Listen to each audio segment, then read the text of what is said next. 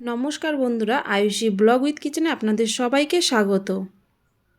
আজকে আমি আপনাদের সঙ্গে শেয়ার করব কুমড়ো কলা দিয়ে মোগলাইয়ের রেসিপি। তো বন্ধুরা, ভিডিওটি স্কিপ না করে শেষ পর্যন্ত অবশ্যই দেখবেন। আর আমি কিভাবে একদম নতুন ধরনের একটি রেসিপি তৈরি করেছি সেই রেসিপিটা অবশ্যই দেখবেন। আর এটা সকালবেলার টিফিনে খেতে খুবই ভালো লাগবে। তো বন্ধুরা, দেখে নিন আমি রেসিপিটা কি করে তৈরি করেছি। তো এখানে কিছুটা পরিমাণ আমি মিষ্টি কুমড়ো নিয়ে নিয়েছি, আর কুমড়োগুলোকে ভালো করে কেটে ধুয়ে টুকরো টুকরো করে নিয়েছি।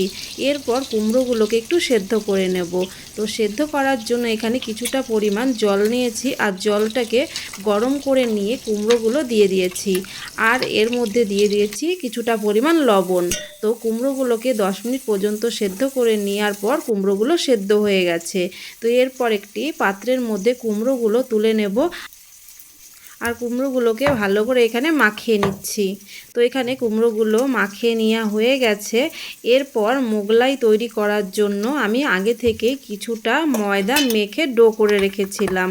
তো এরপর ময়দাটার গায়ে একটু সাদা তেল মাখিয়ে নেব।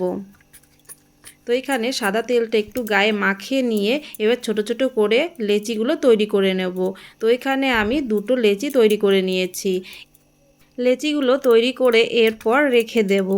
এরপর অন্যদিকে আমি এখানে একটি পাকা কলা নিয়ে নিয়েছি। কলাটাকে ভালো করে এইভাবে খোসাটা ছাড়িয়ে নিয়ে দেখে নিন আমি কিভাবে কলাটাকে ছোট ছোট পিস করে পাতলা পাতলা করে কেটে নিচ্ছি। ঠিক এইভাবে আপনারা ছোট ছোট পাতলা পাতলা পিস করে কেটে নেবেন।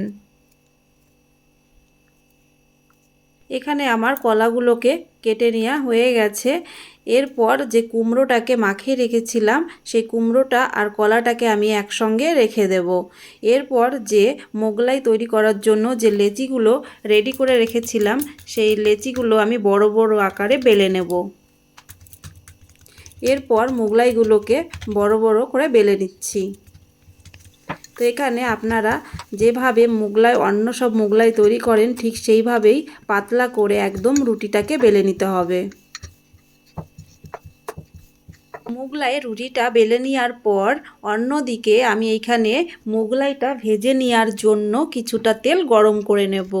তো এরপর যে মোগলাই রুটিটা আমি তৈরি করে রেখেছিলাম সেই রুটিটার ওপরে এখানে কিছুটা পরিমাণ যে মেখে রেখেছিলাম কুমড়ো, সেই কুমড়োটা অল্প অল্প করে সব জায়গায় দিয়ে দেব বা এখানে সাজিয়ে নিচ্ছি।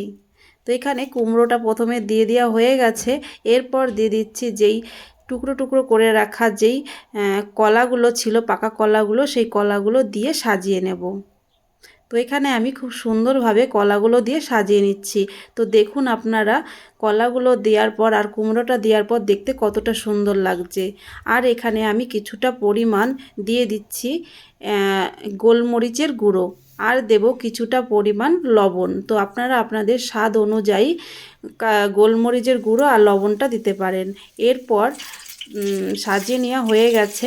এখন আমি মোগলাইটাকে ভালো করে মুখটা বন্ধ করে এইভাবে আটকে নিচ্ছি, যাতে ফ্রাই করার সময় মুখ সব কিছু বেরিয়ে না আসে। তো এইভাবে ভালো করে মুখটা বন্ধ করে দিতে হবে। তো এখানে তৈরি হয়ে গেছে। এরপর হালকাভাবে মোগলাইটা তুলে নিয়ে এই গরম তেলের মধ্যে বসিয়ে দিয়ে ভেজে নিতে হবে। এইভাবে ধীরে ধীরে করে সামনের দিকটা ভাজা হয়ে গেলে উল্টো দিকটা ভেজে নিতে হবে। এইভাবে মোগলাইটাকে বেশ কিছুক্ষণ ধরে ভেজে নিতে হবে। তো মোগলাইটা এখানে প্রায় ভাজা হয়ে এসছে। এখন আমি একটি চামচ দিয়ে মোগলাইটাকে তুলে নেব। তো এখানে আমি মোগলাইয়ের তেলটা ঝরিয়ে নিচ্ছি। এরপর মোগলাইটাকে আমি সার্ভ করে দেব। তো দেখুন এইভাবে খুব সহজেই একদম কলা দিয়ে, পাকা কলা দিয়ে আর কুমড়ো দিয়ে মোগলাই আপনারা বানিয়ে নিতে পারেন। আর এটি খেতে বাচ্চারা খুবই পছন্দ করবে, আর একটি নতুন ধরনের রেসিপি। তো বন্ধুরা, আপনারা বাড়িতে অবশ্যই এইভাবে কলা আর কুমড়ো দিয়ে মোগলাই বানিয়ে খেয়ে দেখবেন, খুবই ভালো লাগবে। আর এটি দেখতে যতটা সুন্দর হয়েছে খেতেও ততটাই টেস্টি হয়েছে। তো বন্ধুরা আপনারা যারা রেসিপিটা দেখছেন তারা অবশ্যই বাড়িতে এইভাবে কুমড়ো আর কলা দিয়ে মোগলাই বানিয়ে খেয়ে দেখবেন, খুবই ভালো লাগবে। আর রেসিপিটা ভালো লাগে থাকলে নিজেদের মধ্যে একটু শেয়ার করে দেবেন আর লাইক করবেন আর আমাকে কমেন্ট করে অবশ্যই জানাবেন। আর বন্ধুরা আমার চ্যানেলটাকে সাবস্ক্রাইব না করে থাকলে প্লিজ সাবস্ক্রাইব করে দেবেন। তো ভিডিওটা বা রেসিপিটা দেখার জন্য সবাইকে অনেক ধন্যবাদ।